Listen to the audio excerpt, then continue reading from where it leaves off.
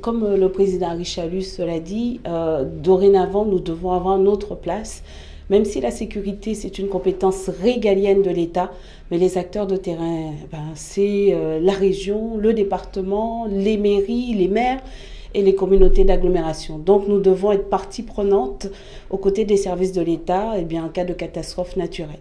On a un ministre qui est vraiment très ouverte d'esprit et donc elle l'a très clairement dit au préfet, dorénavant dans la cellule des opérations départementales. Il doit y avoir une place pour le département et une place pour la région. Oui, bien sûr, de toute façon, pour Saint-Martin, nous avons travaillé d'arrache-pied pour affréter des barges, pour emmener du matériel, pour emmener des vivres, de l'eau et surtout nous avons énormément travaillé aux côtés de la collectivité de Saint-Martin qui n'est pas à négliger dans cette crise puisqu'elle est quand même au cœur de la reconstruction de Saint-Martin. Évidemment, pour la Guadeloupe, le président de région sera aussi présent. Nous sommes sur le terrain, mobilisés aux côtés de la reconstruction, je veux dire en tout cas déjà aux côtés du nettoyage puisque le président de région a annoncé que la région aiderait les écoles pour l'élagage, pour le nettoyage, les communes également.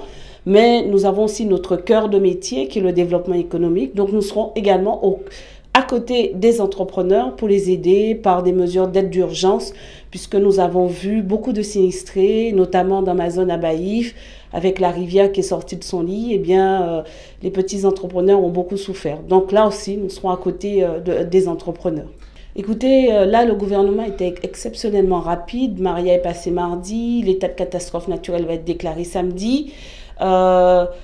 Là, sincèrement, on peut pas leur faire de reproches. De même pour Saint-Martin, ils ont été extrêmement rapides et donc tous ceux qui sont sinistrés vont pouvoir être indemnisés rapidement.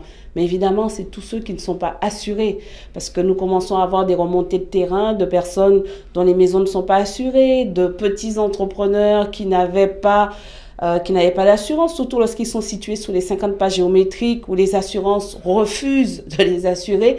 Donc il va falloir gérer tout ça et la région prendra toute sa part. Absolument. Nous venons de vivre 3 épisodes, puisque après moi nous avons eu José, Maria, et Maria n'était pas un petit ouragan, c'était un ouragan majeur. Nous qui avions vécu Hugo, je crois que là on peut mesurer par rapport à Hugo l'importance de cet ouragan Maria. Donc aujourd'hui, c'est vrai que les dégâts ne sont pas des dégâts identiques à ceux qu'ont vécu Saint-Barth, Saint-Martin et même la Dominique suite au passage de Maria. Mais je crois que c'était important, Madame la ministre étant à 2 pas en Guyane, de venir et d'être là, d'entendre. Mais surtout, je crois qu'il était important de faire cette petite réunion au COD, puisque nous avons là des gens qui se sont mobilisés depuis 14 jours à notre service, au service de la Guadeloupe, au service des îles du Nord. Donc c'était pour nous important, on a balayé un peu les interventions, on a identifié les manquements et j'ai rappelé qu'il faudra, la tête froide après, s'asseoir autour d'une table, voir ce qui a marché, ce qui n'a pas marché, ce qui peut être amélioré, ça s'appelle l'expérience. Donc chaque fois, il faudra qu'on aille vers, je dirais, un bilan et puis se projeter dans l'avenir. D'une réunion qui nous a permis, avec l'ensemble des élus du territoire, le conseil régional, le conseil départemental, les parlementaires, les maires, de faire un bilan des besoins de chacun et de manière à répondre très très vite dans du pratico-pratique aux besoins. Alors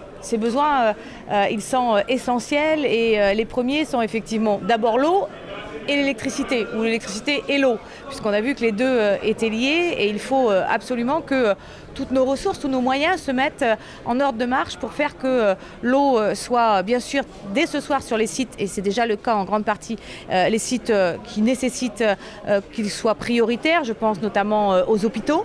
La question de la rentrée scolaire, nous pouvons l'annoncer maintenant, ne se fera pas avant lundi, mais dimanche, le recteur annoncera la date de la rentrée et notamment les établissements qui, parce qu'ils connaissent plus de dégâts, ne pourront pas réouvrir lundi, mais tout sera fait pour que l'accueil des enfants puisse être possible.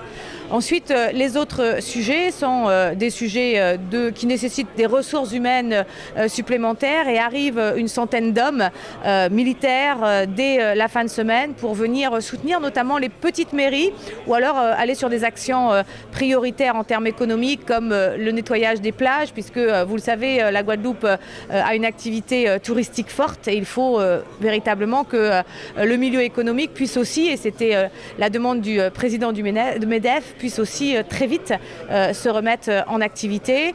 Pour cela, nous avons effectivement ici en Guadeloupe, comme en Martinique hier ou Saint-Martin et Saint-Barth il y a une semaine, mis en place le fonds d'urgence. Ce fonds d'urgence, il va bien sûr aux personnes victimes du cyclone qui ont besoin de ressources immédiates parce qu'elles ont tout perdu. Ce fonds peut être mobilisé également pour les agriculteurs et pour toutes les petites entreprises qui ont besoin d'un financement pour le redémarrage. Et enfin, bien sûr, ce même fonds est à la disposition des collectivités pour leurs premières actions. La situation ici en Guadeloupe n'est pas celle de Saint-Martin.